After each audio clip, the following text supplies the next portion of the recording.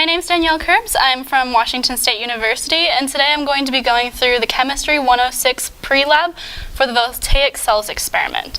So the first question on the pre-lab is just asking you how you're going to set up your experiment.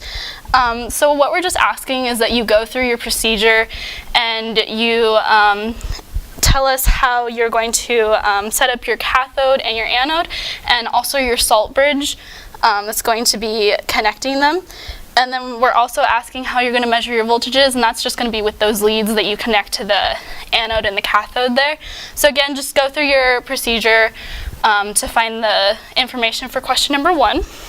Question number 2, we're asking you to report the standard reduction potentials for the known metals for this experiment. So this you can also find in your background of the experiment, or you can go to the back of your textbook and there's going to be a standard reduction potentials table back there, and it'll have all of those values as well as a couple of others for other metals listed back there, so you can also find it there. So for question number 3, so we're going to ask you to, based on the potentials that you told us for those known metals, figure out which one is going to be the anode and which is going to be the cathode for this experiment.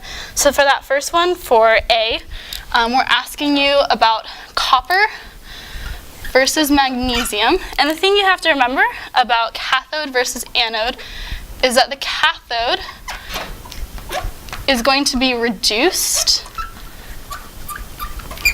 and then your anode is going to be oxidized. So if we're looking at a table of standard reduction potentials and you have values of, say, 0.30 and negative 1.67, don't use these in your lab, I just made those up. This one is going to be the cathode,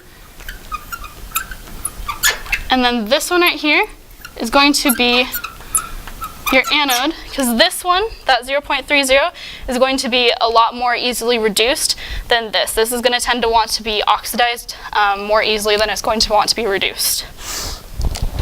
All right. For question number 4, we're kind of asking a little bit of the same thing, but we're asking you to actually use these values to find the identity of an unknown metal. So we give you initially that copper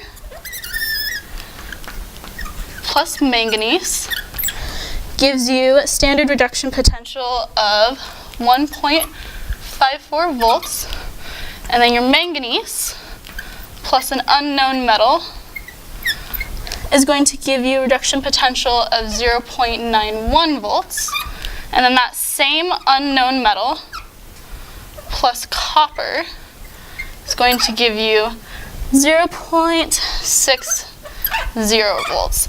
So again, you'll just go to the back of that book and find the reduction potentials for manganese and for copper. For this one, manganese is going to be your anode, and then for your second one, your unknown is going to be your anode. So just keep that in mind when you're doing your calculations. And again, the calculation for finding a standard reduction potential is going to be, your reduction potential is your cathode minus your anode. And then also make sure that when you're doing this calculation, if you have 0.30 here, and then you have a negative value on this side, remember that you're subtracting it. Right here, you're subtracting a negative, so that means you're adding this. Make sure that you don't subtract this as if it was positive. That'll get you a wrong answer. Make sure you subtract it as a negative. All right, and that's all. I hope you found this helpful. Again, this was the pre-lab for the Chem 106 Voltaic cells.